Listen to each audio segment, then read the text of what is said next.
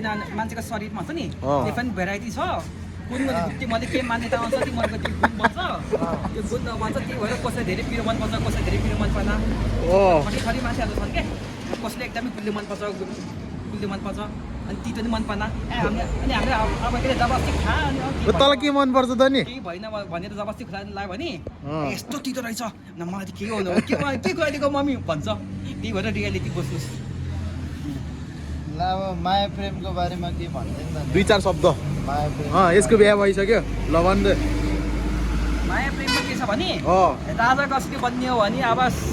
राम भगवान्सँग सिक्नुहोस् माया अब कोसँग गर्ने हो भने त्यसको के अरे ह्युमन नेचर होइन श्रीकृष्णको के अरे मेटेरियल होइन स्पिरिचुअल वर्ल्डको त्यो नेचरले हेरेर सिक्नुहोस् अनि मुना मदनको कस्तो मुना मोहन महात्मा के अरे नेपालमा जति पनि साधुहरू के अरे जति आए नि उनको लेभल कहिले नि भगवान्को लेभलसम्म पुग्दैन किनभने भगवान् त भगवान नै हो उनी अनएक्सपेक्टेड भगवान किन भगवान हो त नि जुन भगवान्को हामी कल्पना नै गर्न सक्दैन नि उनको लेभलमा हामी कसरी पुग्न सक्छौँ भन त उनीहरू अब भगवान्हरू महात्मा भगवान् र महात्मा ऋषिहरू के गर्छन् भने उनी अब एउटै भगवान्मै रमाइरहेको छन् क्या किन त नि त्यस्तो एक्सपेक्टेसनै गर्दैन कि उनीहरूले कहिले बे गर्ने हो त नि अब के अरे सबै के अरे यसमा महात्मा सनहरू गरौँ भन्ने हुन्छ नि उनीहरूलाई एउटै भगवान्लाई के अरे ठुलो अनि केही आशै गर्दैन क्या के अरे खै गएको त मैले तेरो लागि केटी खोज्दैछु यही छ क्या सुनिरह तेरो कुरा गर्नलाई तैँले इम्प्रेस पार्नु पऱ्यो क्या एउटा इम्प्रेस पार्ने एउटा के साइरी भन्दै 2 शब्द साइरी लाइन के आओस् न ल भर्खरै ल तँलाई त सोच्नु पर्दैन होइन मुखमा आइहाल्छ है ल भन्दै त हजुर नै मायाले नाम सरू पनि हो ल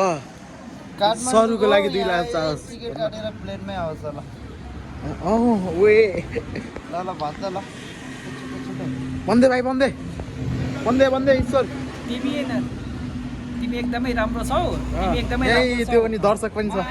भन्न सक्दैन तर आज हामी फ्युचरमा यदि भेट भयो भने हामी हँसी खुसी जिन्दगी बिताउँदा चाहे दुःख होस् कि सुख होस् सबैमा एक समान रहेर के अरे हँसी खुसी जिन्दगी जिन सिकाउँला कसम यो काटी हाने नि अझै एउटा भाइ त भाइरल हुने भइस यार त्यसको ह्युमन नेचरले हेर के अरे जन्मदेखिबाट हुन्छ नि आमा बाबा त तारा भयो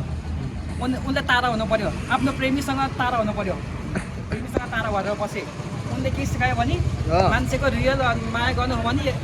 पुरै लाइफ टाइमसँग एकदमै रियल फिलिङ चाहियो भने अनि आत्मा मान्छेको शरीर त्यहाँपछि यस्तो माया पाउँछौ कि तिमीले कल्पना पनि गर्न सक्दैनौ त्यो मायाबाट त्यही गर्न लाग्यो हुन्छ नि त्यो फेरि हामी दुईटाको आत्मा सोलबाट हुन्छ नि त्योबाट मिलेर के अरे यस्तो आउँछ कि हामी दुईटा के अरे फरकै देखिन्छ कि आत्माको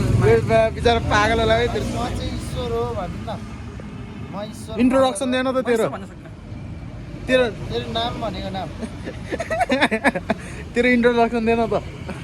यस्तो हो कि ह्युमन नेम र के अरे गडको नेममा फरक छ नि त पानी ल आजको लागि यति नै